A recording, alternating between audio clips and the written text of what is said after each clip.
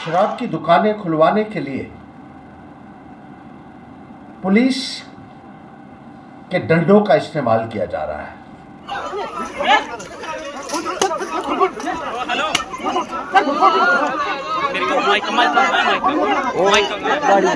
शराब की दुकानें जबरदस्ती खुलवाई जा रही हैं। लाठ मारकर पुलिस द्वारा उन लोगों को प्रोसिक्यूट किया जा रहा है, प्रताड़ित किया जा रहा है जो शराब की दुकान खोलने का विरोध करते हैं। एक बीजेपी का नेता है जो कभी मैराथन करा रहा है, नशाबंदी होनी चाहिए, कभी लेक्चर देता है नशाबंदी कर दो, और खुद समरोली में उसने एक शराब की दुकान खोली हुई है, बड़ी दुकान, एक बार खोली है, 4 गुना ज्यादा रेट है जहां शराब का। ये हाल है इनका। वहां नरेंद्र मोदी जी आपसे ये कहना चाहते हैं कि आपको शराब की दुकानें खुलवाने का इतना, आपकी सरकार को दुकानें खुलवाने का इतना शौक है तो गुजरात में खुलवाइए, अपने स्टेट में खुलवाइए। जहां जबरदस्ती क्यों हो रही कहा जा रहा है। भाजपा सरकार में वो हो रहा है जो आज तक किसी सरकार में देखने को नहीं मिला। शराब की दुकानें खुलवाने के लिए पुलिस के डंडों का इस्तेमाल किया जा रहा है। शराब की दुकानें जबरदस्ती खुलवाई जा रही हैं।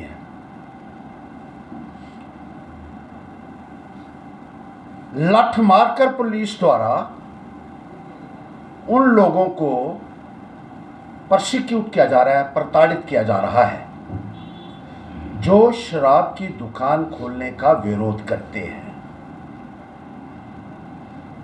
मोदी जी घर घर नल की बात करते थे, लेकिन ऐसा लग रहा है और पूछना चाहता हूं कि क्या आपका मकसद इससे यह था कि आप घर घर में शराब पहुंचा दें? सरसों में जो हादसा हुआ है,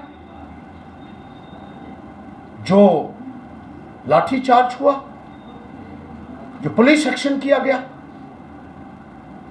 उसकी जितनी मजम्मत की जाए उतनी कम है। जबरदस्ती शराब का ठेका खुलवाया जा रहा था, जैसे बाकी जगहों के ऊपर भी खुलवाया जा रहा है या खुलवाया जा रहा था। बरमीन में भी ऐसा हुआ, सरसों में भी ऐसा किया जा रहा है। और जब महिलाओं ने इसका विरोध किया तो पुलिस द्वारा कार्रवाई की गई, पुलिस द्वारा बर्बरता उन महिलाओं के साथ की गई। कुछ महिलाएं जख्मी भी हुई, इसमें कुछ बेहोश भी हुई, और एक कैप्टन है वहां द्वारकानाथ जी,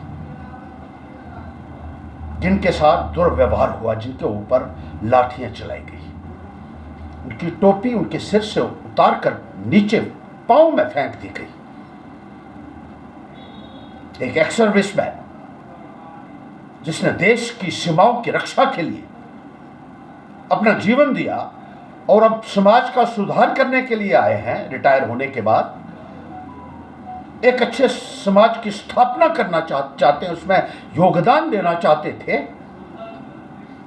उनके साथ भी दुर्व्यवहार किया, सिर्फ इसलिए क्योंकि वो ये कह रहे थे कि शराब की दुकानें नहीं चाहिए, हमें सुविधाएं चाहिए, पीने का पानी चाहिए, हमें अच्छी सड़कें चाहिए, बिजली चाहिए, हमारे बच्चों को टीचर चाहिए। पीने का पानी वहां नहीं है। प्राइवेट टैंकरों के माध्यम से पानी लोग खरीदते, अपना पैसा देकर लोग पानी खरीद रहे हैं। और जहां सड़कें नहीं हैं, बहुत सारी ऐसी जगह हैं, वहां हमारी माताएं और बहनें 30-30 किलो का बर्तन सर के ऊपर उठाकर तालाब से, कुएं से, नदियों से पानी भर रही है। कुएं पे लाइनें लगी होती हैं महिलाओं की कि कब उनका नंबर आएगा और वो पानी भरेंगी।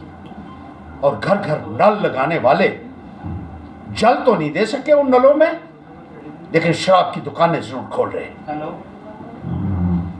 पुलिस की इस कार्रवाई की जहां हम कड़ी मजम्मत करते हैं, वहां नरेंद्र मोदी जी आपसे ये कहना चाहते हैं कि आपको शराब की दुकानें खुलवाने का इतना, आपकी सरकार को दुकानें खुलवाने का इतना शौक है तो गुजरात में खुलवाइए, अपने स्टेट में खुलवाइए, जहां जबरदस्ती क्यों हो रही है।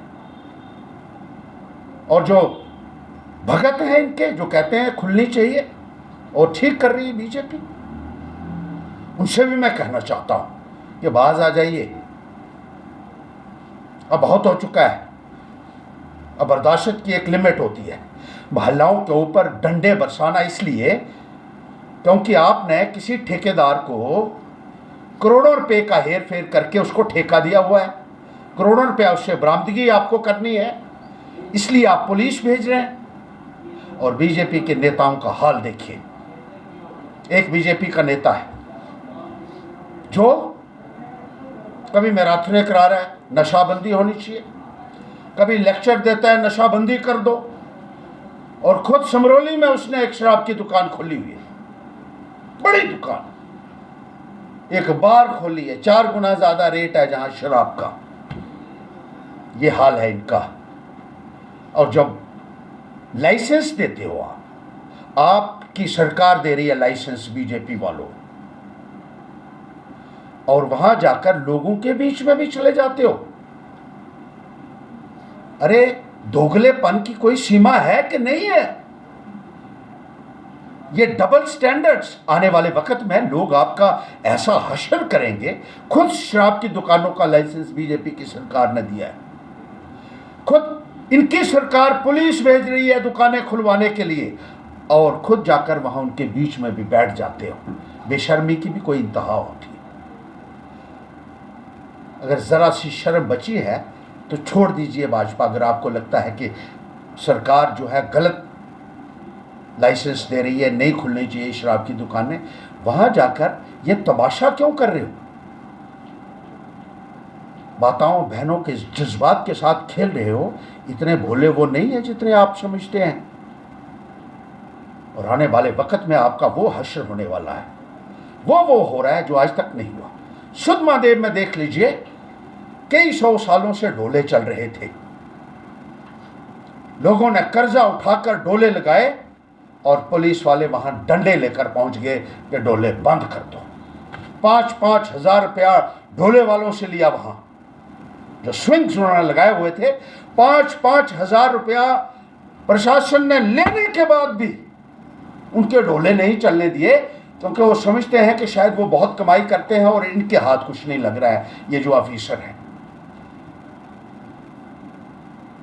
इन अफसरों को भी आने वाले वक्त में जब सरकार बदलती है, ये भी होशियार हो जाएं। आपकी एक एक जुर्म का बदला लिया, इस जुर्म जो आपने किया उसके एक एक गुनाह का बदला लिया जाएगा। और आप मत समझिए कि आप छूट जाएंगे। आपको गुनाह के लिए, अपने गुनाह के लिए आने वाले वक्त में सज़ा ज़रूर मिलेगी।